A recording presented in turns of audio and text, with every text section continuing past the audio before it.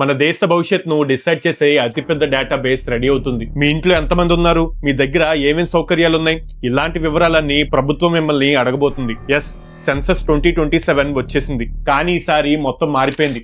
ముందులాగా పెన్నులు లేవు, పేపర్లు లేవు, అంతా కూడా ఫోన్స్ లోనే. అయితే ఇప్పుడు మీకు కొన్ని క్వశ్చన్స్ రావచ్చు. ఈ సెన్సస్ ఎందుకు, దీనివల్ల మనకేం లాభం అని చెప్పి. పైగా ఇప్పుడు ఏదో కొత్త డిజిటల్ సెన్సస్ అంటున్నారు. మరి మన డేటా అంతా సేఫేనా? ఇలాంటి క్వశ్చన్స్ అన్నిటికీ ఆన్సర్ తెలియాలంటే ఈ వీడియోని లాస్ట్ వరకు చూడండి. భారతదేశంలో ప్రతి 10 ఏళ్ళకి జనాభా గణన అంటే సెన్సస్ అనేది జరుగుతుందని చెప్పి మనందరికీ తెలుసు.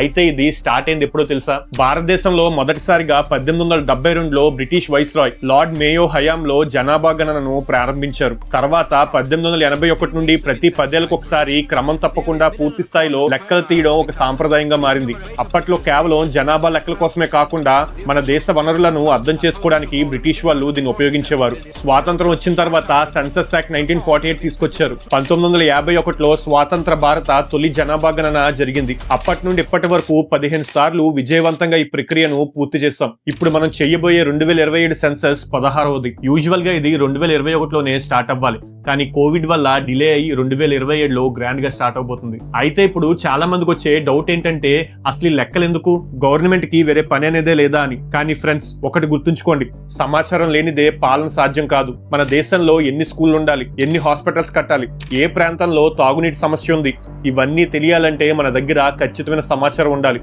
సింపుల్ గా చెప్పాలంటే రేపు భారతదేశ ప్లానింగ్ కి ఇదే పునాది. సరే, దేశానికి ఓకే, మరి దీని వల్ల మనకి డైరెక్ట్ గా లాభం ఏంటని చెప్పి అనుకుంటున్నారా? మీకు రావాల్సిన రేషన్ కార్డ్ అయినా, వృద్ధులకు వచ్చే పెన్షన్ అయినా, లేదా ఉండడానికి ఇల్లిచ్చే పథకం అయినా, ప్రభుత్వం ఏదైనా సాయం చేయాలంటే మొదట మీరెవరో, మీ పరిస్థితి ఏంటో వాళ్ళకి తెలియాలి. అందుకే ఈ జనాభా లెక్కల్లో మీ వివరాలను రిజిస్టర్ చేయించుకోవడం అంటే ప్రభుత్వ రికార్డ్స్ లో మీ హక్కును రిజిస్టర్ చేయించుకోవడం అన్నమాట.